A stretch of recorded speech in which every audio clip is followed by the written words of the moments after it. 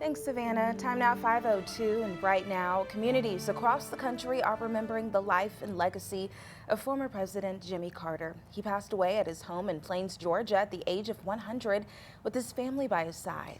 Flags are flying at half staff at the White House. The Empire State Building is lit up in red, white, and blue in honor of the former president. Jimmy Carter was the only president in history to make it to 100 years old, which is fitting for one of the most active former presidents in history. His legacy is one that will never be forgotten.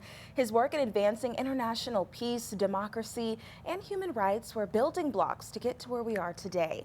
Zach Merchant joins us from Plains, Georgia with the latest. Here in Plains, you can almost sense a kind of collective communal sigh, the kind that comes from grief that is not unexpected, but is no less sad. Jimmy Carter was in hospice care for nearly 2 years. He was 100 years old at the time of his passing, but his death means that this small South Georgia community that he has called home for nearly all of those 100 years has now lost the man that has been its anchor. He was a state legislator that became a Georgia governor and then the 39th president of the United States. But Carter is one of the rare commanders-in-chief for whom it could reasonably be argued he was as well known for his work after leaving the Oval Office as he was for his time in it. His years of philanthropic work with the Carter Center and Habitat for Humanity changed countless lives and became signature parts of a century-long legacy. His decades-long dedication to his work as a Sunday school teacher here in Plains fortified his relentless commitment to the small community he has called home for nearly all of his life. Over the course of the last few months, we've gotten the chance to speak several times with Carter's grandson, Jason. I asked him a few months ago in September about what memories stood out to him as he reflected on President Carter's legacy. The things that I think about that stop me in my tracks about my grandfather are not about public legacy, but they're about, the going fishing, or, this is, him teaching my kids how to shoot a gun or how to clean a catfish. Those are the things that are the personal side for me that stop me.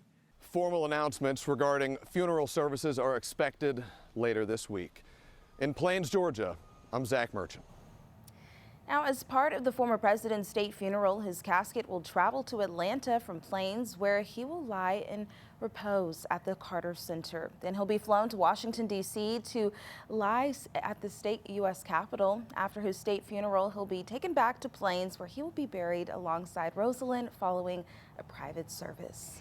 And this morning, we're hearing from President-elect Donald Trump about the passing of President Jimmy Carter. He says, quote, "The challenges Jimmy faced as president came at a pivotal time for our country, and he did everything in his power to improve the lives of all Americans. For that, we all owe him a debt of gratitude."